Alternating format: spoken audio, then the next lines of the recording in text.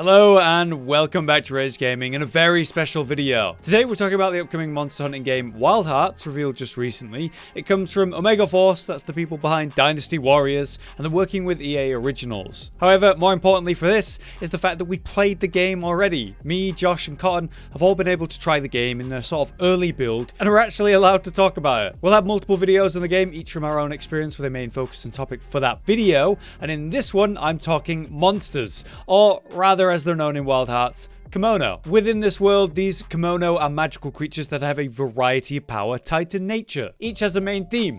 It's an animal from the real world, such as say a boar, combined with some sort of nature ability that allows it to manipulate the world around it. Within that build though, we were able to face 3 of these early game Kemono that introduced the main concepts of the monsters and the gameplay, which steadily progressed in depth and of course difficulty. So for this video, I'll be discussing the details of those 3 Wild Heart monsters in general and my thoughts on it all. A huge thank you then to Omega Force and EA for inviting us to the event and giving us a chance to try it so early. So as a reminder, this footage is a early game build of Wild Hearts, so that means this version doesn't really represent the final one. It's very early, there might be bugs, there's a lot of polishing and maybe balancing to do, so keep that in mind. Now where to begin? Well, as I mentioned, the monsters of this world are called Kemono, and they're a simple but fun concept. An animal fused with the powers of nature. That could be, say, the Ragetail. A rat, which just so happens to have a giant flower growing out of its tail. It could be the Sapscourge, which is a raccoon covered in magma-like sap. Or the King Tusk, a monstrously large boar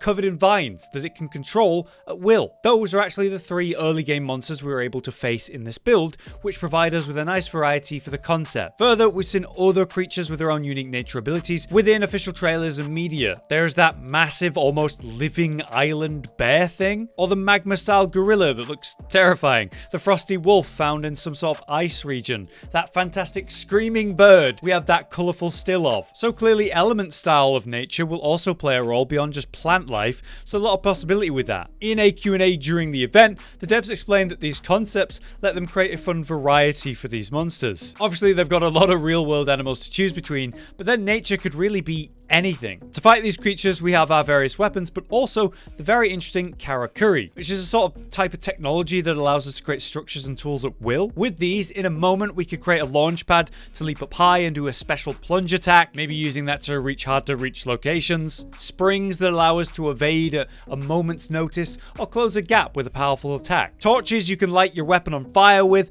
burning away at flammable nature. These Karakuri are meant to help us take on these monsters of various and sometimes outrageous size, and of course can be used in combination for clever uses beyond the original, like obstructions, or a wall you create by placing 6 at once in a row next to each other, perfect for fending off the powerful charge of King Tusk, which will stun it and send it flying. That's why I mentioned the Karakuri in this video, because it's tied to some of the main mechanics of these creatures, so let's get into that. The Kemono of Wild Hearts have some core mechanics you're going to be familiar with if you played Monster Hunter. Breakable parts, such as their tails you can cut off for extra parts, maybe the horns or tusks you can snap off, and so on. The monsters can be staggered or even knocked down to provide suitable DPS windows. They'll roar and stagger you right back, and maybe after a few bad hits, even stun you, holding you in place while you spam buttons to wake up. Through the fight, you'll change area, maybe even multiple times, giving you a new place to contend with and terrain to work with. When these creatures are wounded deeply though, they'll stagger, they'll even limp, and try and escape the situation. Something entirely new for a Monster Hunter player though, is how, in this game, you have the ability to cling and climb to even the monsters. You're able to work your way up the side of them, find weak points, and deal damage while also stealing resources you need to create your character. That's cool, but we also have a more classic concept as well, states. There's the regular state for the Kemono, where it has normal attacks and concerns, and then the enraged state, which leads to more damage and much more threatening abilities. They'll change the environment around them, and of course look a lot scarier. In the normal state, you've got basic moves and combos that, depending on the monster, will be challenging in itself, or fine to manage. However, when it enrages, things will obviously change. They'll now glow with the angry veins running through their body. They'll roar in anger, staggering you in place. Their abilities are going to be enhanced greatly. Let's look at the monsters we fought.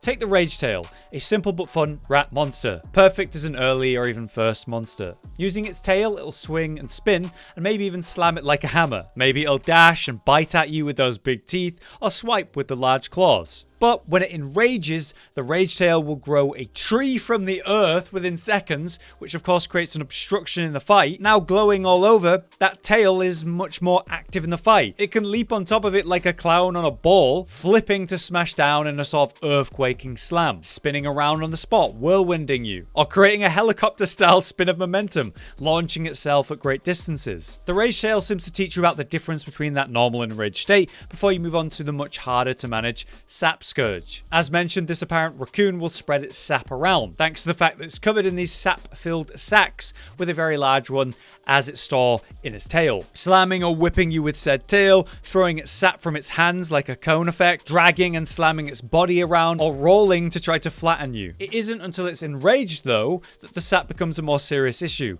where it glows all over its body and starts being spread around much more aggressively. If you get covered by the sap, you're going to be slowed down in a very dangerous way, so you want to remove it by moving, making use of, say, the Karakuri spring that'll send it all flying from you. The sap will fly everywhere during combat from here, though, as all of its basics are now enhanced by it. Say the tail slam, that'll shoot out sap in every direction. It'll leap forward and grab you and try and drown and burn you in the sap directly. It'll keep throwing it from its hands, but it'll also spin in a spot, sending it flying everywhere. Or when rolling to flatten you, it'll leave behind a goopy trail. So as the fight goes on, it just gets harder to avoid, and it'll even clap loudly to stun you to catch you out. But let's move on to the third and final monster of this demo then, the King Tusk Boar, which is absolutely massive compared to the other two. Obviously, the size is a big issue. The range of its attacks are going to be a difficult thing to deal with. And as a boar, it's of course going to be charging around at dangerous speeds. Since it's massive, that's going to be an issue. So using your Karakuri to leap around,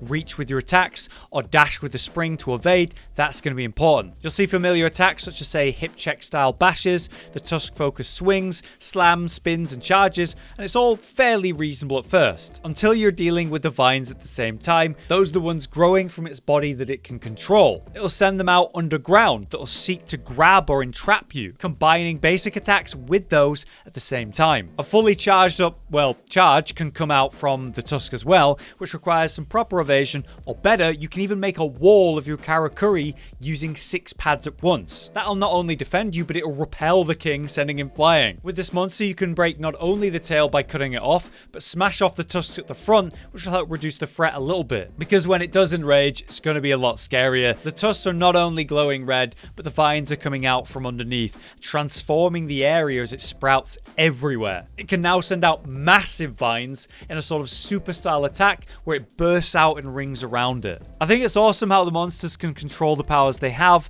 and how it doesn't just affect the fighting, but it changes the environment you're in. Be it the vines coming from everywhere, or the sap that's now covering all the floors and walls when you're fighting these two early game monsters. I think it's a fun way to add a bit of spectacle to the fight, so I'm interested to see what they can do with other Kemono. With all of that said though, that brings me to the conclusion and the end of this Kemono focused video. What do I think of them? I really like this simple but good concept. There's a lot of animals in the world to choose from, and fun mechanics you can make from real world behavior. Say a raccoon rolling around, the fact that it's spreading sap everywhere at the same time, that's a good example. The other side of things obviously is the nature stuff. There's a lot of potential with that if you just use your imagination. So I think they've done a good job of coming up with a variety of interesting ideas for their monsters. It just comes down to the mechanics of the fight and if it's fun to play. For me, it's definitely been that in this early game demo, and I'm glad to say that because we need more monster hunting style games out there. If it pushes the genre to reach more people, that's a good thing, but hopefully it also tries to innovate the genre in general. For example, Wild Hearts is coming out as crossplay. I wonder what other monster hunting game could benefit from crossplay. Sarcasm aside though, I do think Wild Hearts is setting itself up good, and I'm definitely looking forward to playing it again at release or hopefully sooner. As far as the difficulty went, I can't say that it was super challenging considering I have lots of experience in games like this already, and of course these were early game beginner monsters, but we'll have to wait and see with whatever other challenges they're going to throw at us in the full game. For now though, that's the video. I hope it was useful or interesting to you. If you've enjoyed it, drop a like on it to support it, and let us know if you want to see more Wild Hearts content in the future. Otherwise, I've been Hollow, you've been you, thank you so much for watching, we'll see you next time. Josh, Cotton, and Hollow with the videos, dropping the humor like a hammer on your tippy toes, bringing entertainment on a daily arrangement to take our insanity and turn it into entertainment. Yes, I said entertainment twice, to reiterate that it is nice to look into your faces on a mostly daily basis when you let us in your homes to make the whole world a stage. Goodbye.